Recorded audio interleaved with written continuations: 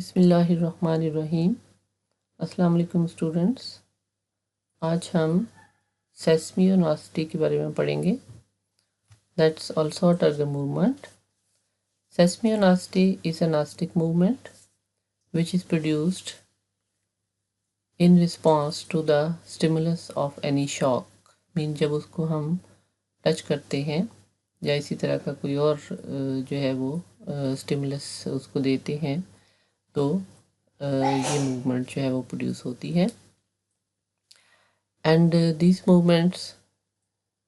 are caused by more or less reversible turgor changes in the cells located in definite regions of the tissue। Means ये movement जो है plant tissue के ख़ास reason में वाक़या जो सेल्स होते हैं उनमें ज़्यादातर टर्गर चेंजेस की वजह से ये मूवमेंट्स जो है वो प्रोड्यूस होती हैं। And these movements are usually called as the turgor movements, and these movements are more rapid than the movements which are caused by the growth। Plant के डिफरेंट जो ऑर्गन्स हैं पार्ट्स हैं उनमें बहुत सारे प्लांट्स के अंदर petals, stamens, stigmas and stomata, उनमें गार्ड सेल की जो मूवमेंट होती है वो ये सेस्मियोनास्टिक मूवमेंट्स शो करते हैं। These also occur in the leaves of the Mimosa pudica which is sensitive plant, जिसको हम पीछे भी बहुत दफ़ा पढ़ चुके हैं। And in other species and genera also in which the insectivorous plants are included। ये यहाँ पर जो है वो मिमोसा पुडिका का प्लांट है, उसका लीफ है। तो यहाँ पर हम जो है वो सेस्मियोनास्टिक मूवमेंट जो है वो देख सकते हैं कि ये जो है वो इसका पार्ट, ये जो लीफलेट्स हैं ये फोल्ड हुई हुई हैं। तो ये जो है वो सेस्पियोनास्टिक मूवमेंट जो है वो शो कर रही हैं which are produced in response of touch stimulus और any other shock. Seismonastic movement का जो मैकेनिज़्म है इसमें टर्गर मूवमेंट्स के बारे में हम पीछे भी थोड़ा बहुत पढ़ चुके हैं।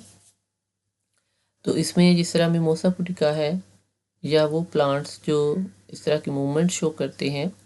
these plants they have bipinnate compound leaves,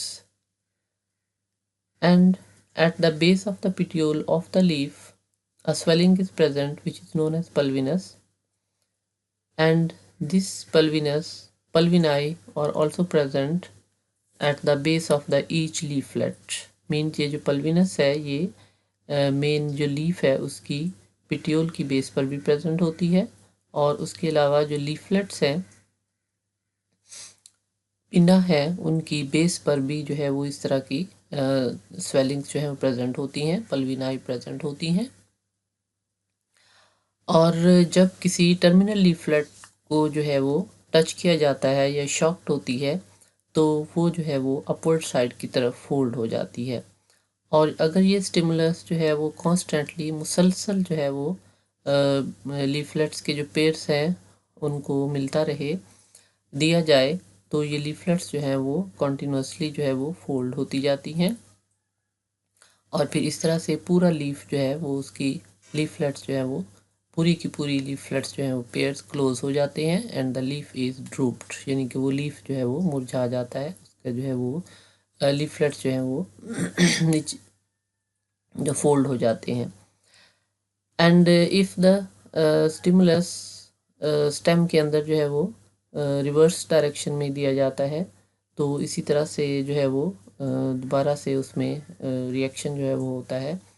कि ये स्टिमुलस जो है रिवर्स डायरेक्शन में भी जो है वो हो सकता है कि जब दोबारा से हम शॉक देते हैं या स्टिमुलस दिया जाता है तो वो उसी तरह से लीफलेट्स जो है वो ओपन होती जाती हैं। यहाँ हम डायग्राम में एक लीफ को देखते हैं कि दिस इज़ द लीफ,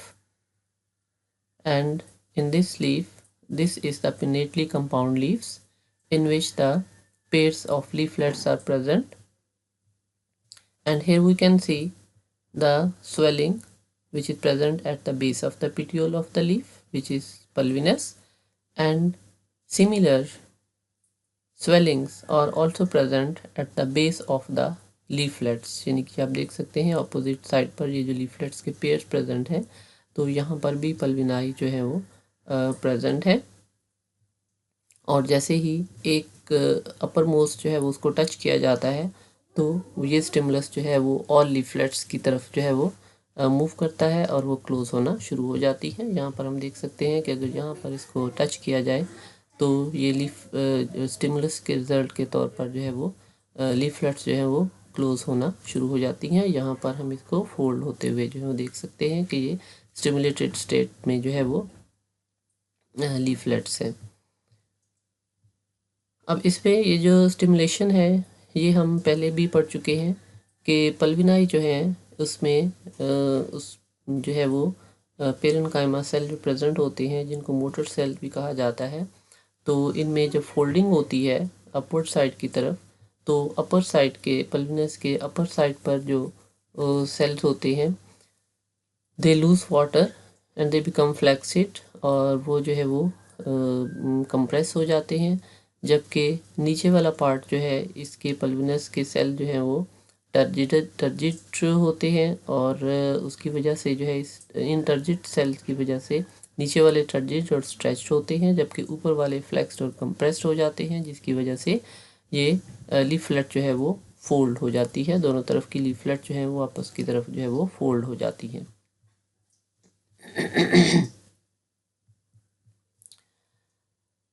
अब ये जो मूवमेंट्स हैं, टर्गर मूवमेंट्स जिनको भी हमने पढ़ा, ये पल्विनस जो प्रेजेंट होती है पिट्यूल के पार्ट में, जो पल्विनस प्रेजेंट होती है इसके अपर और लोअर हाफ के जो सेल्स हैं उनमें टर्गर में जो चेंजेस आती हैं उसकी वजह से ये प्रोड्यूस होती हैं। पल्विनस का लोअर पार्ट जो है it is made up of thin walled parenchyma cells with large intercellular spaces, while the upper half of the pulvinus it is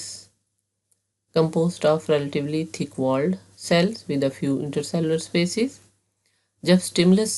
receive होता है तो उस वक्त लोअर हाफ के जो सेल्स हैं ये वाटर इनसे रिमूव हो जाता है, निकल जाता है, they lose water which passes into the intercellular spaces, mean parenchyma cell से वाटर निकल कर इंटरसेलुलर स्पेसिस में जो है वो एंटर हो जाता है, जिसके नतीजे में लोअर हाफ के जो सेल्स हैं उनका टर्गर लूज हो जाता है, वो जो है वो फ्लेक्सिड कंडीशन में आ जाते हैं और कंप्रेस हो जाते हैं, श्रिंक हो जाते हैं। जबकि अपर हाफ के जो सेल्स हैं वो इन इंटरसेलुलर स्पेसिस का वाटर जो है वो उसको एब्जॉर्ब करते हैं और अपनी इंटरसेलुलर स्पेसिस के दरमियान, और वो जो है वो स्वेल होना शुरू हो जाते हैं और उनमें जो है वो टर्गर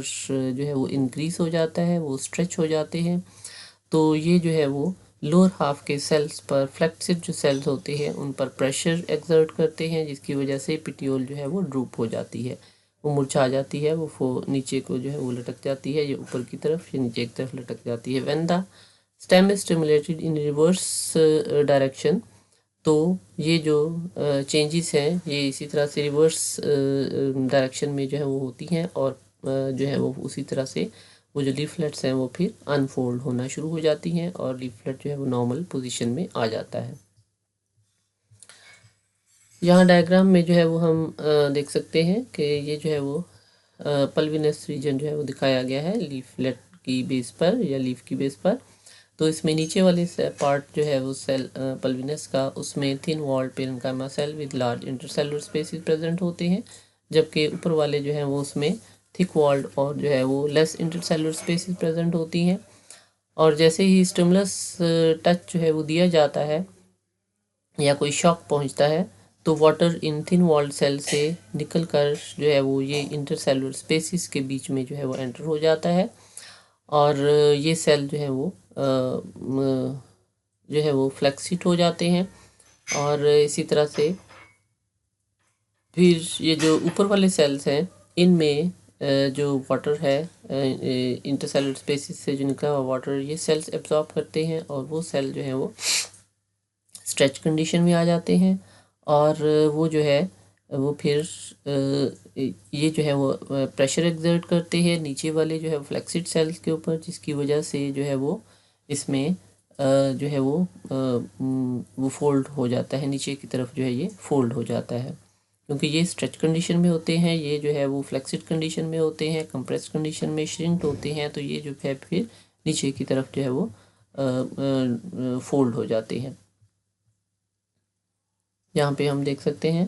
कि फोल्डेड जो है वो लीफलेट्स है, ठीक है, ये फोल्डेड लीफलेट्स हैं और ये जो है वो इसमें मूवमेंट शो करते हैं। यहाँ पर हम देख सकते हैं कि किस तरह से जो है वो एक और डायग्राम के थ्रू जो है हम देखते हैं कि ये जो है वो लीफलेट्स जो है इनके पेयर्स यहाँ पर ये स्ट्रेच कंडीशन में है, ये लिया गया है इसकी डायग्राम, और इसमें ये पल्विनस रीजन जो है वो उसके सेल्स हैं दिखाए हुए हैं, स्ट्रेच कंडीशन में होते हैं अपर साइड के, जिसकी वजह से जो है वो लीफलेट्स जो है वो ओपन है। यहाँ पर जो है वो हम देख सकते हैं कि इसमें ये जो पल्विनस रीजन है इसके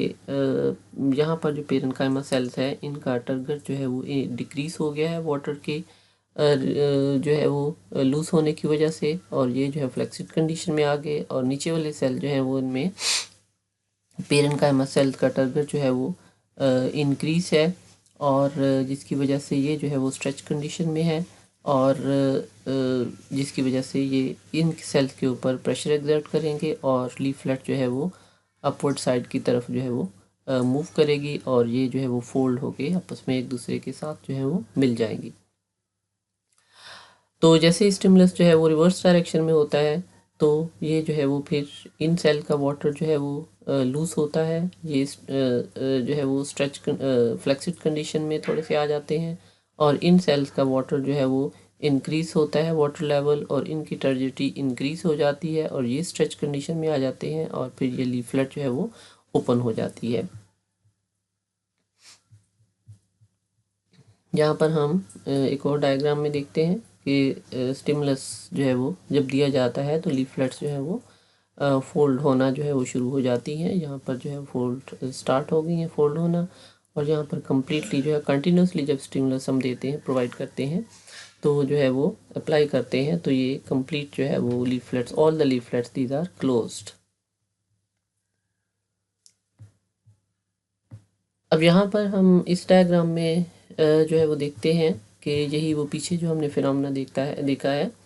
कि अपर साइड पर जो सेल होती हैं और लोअर साइड पर जो सेल होती हैं, जब अपर साइड के लोअर साइड के सेल जो है वो स्ट्रेच कंडीशन में होते हैं, टर्जिडिटी इंक्रीज होती है वाटर लेवल के ज़्यादा होने की वजह से, तो ये स्ट्रेच कंडीशन में होते हैं, और लीफलेट जो है वो ओपन नॉर्मल कंडीशन में होती है। लेकिन जैसे ही जो है वो वाटर नीचे वाले सेल्स का जो है वो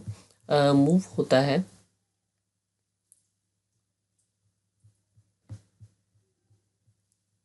तो इनमें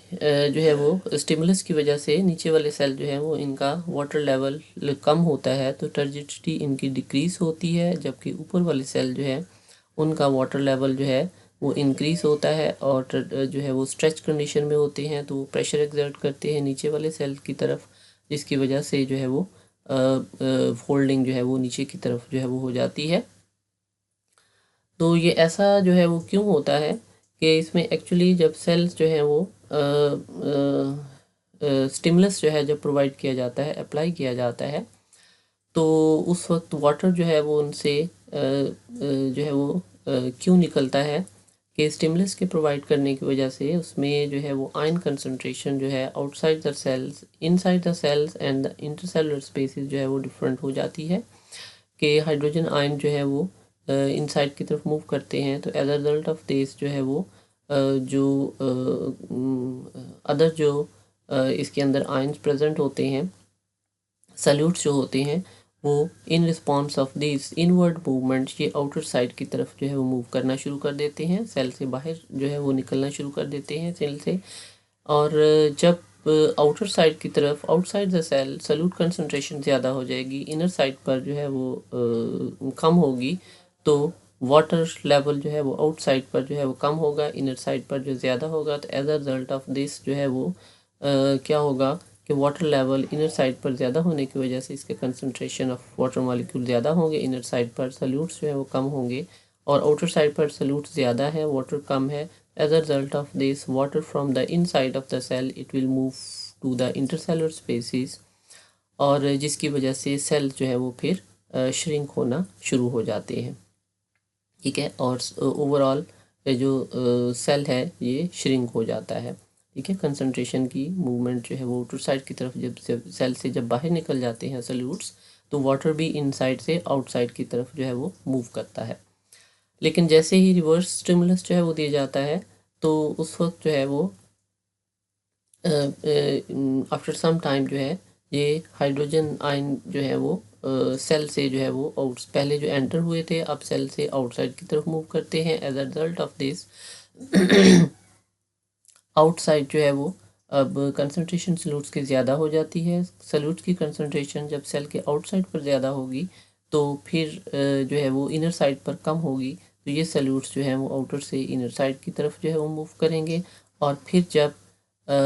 इनर साइड में सेल में जो है वो सल्यूट्स की कंसंट्रेशन ज़्यादा हो जाएगी, वाटर जो है वो पहले ही कम था, अंदर बाहर ज़्यादा था, चला गया था, तो फिर सल्यूट की कंसंट्रेशन जब इनर साइड पर ज़्यादा होगी तो वाटर जो है वो as a result of this जो है वो आउटर साइड पर ज़्यादा था, इनर साइड पर कम था, तो as a result of this water from the outside of the cells from the intercellular spaces will enter into the cells, and as a result of this जो है वो टर्जिडिटी जो है वो सेल में आएगी। जब बाहर से अंदर वाटर का लेवल ज़्यादा हो जाएगा तो सेल जो है वो टर्जिड कंडीशन में आ जाएगा। तो यही जो है वो प्रोसेस होता है पल्विनस सेल जो है वो उनके अंदर के जो है वो उनकी टर्जिडिटी जो है वो कम और ज़्यादा इसी वजह से जो है वो होती है। वाटर इसी रीज़न की वजह से जो है वो इनर साइड पर inside the cells and outside the cell जो है वो मूव करता है, जिसकी वजह से टर्गट चेंजेस आती हैं, और वो टर्गट चेंजेस जो है वो फिर सेस्पियोनास्टिक मूवमेंट जो है वो प्रोड्यूस करती हैं, जो कि ग्रोथ मूवमेंट्स की बजाय जो है वो की निस्बत ज़्यादा जो है वो रैपिड होती हैं। तो बच्चों आज हमने प्लांट मूवमेंट्स का टॉपिक जो है वो कंप्लीट कर लिया है, जिसमें जो है वो डिफरेंट टाइप्स की प्लांट मूवमेंट्स जो शो होती हैं प्लांट के अंदर, growth movements and other movements, जो जिस तरह हमने नास्टिक मूवमेंट्स जो पढ़ी हैं। तो ये टॉपिक आज हमारा कंप्लीट हो गया है।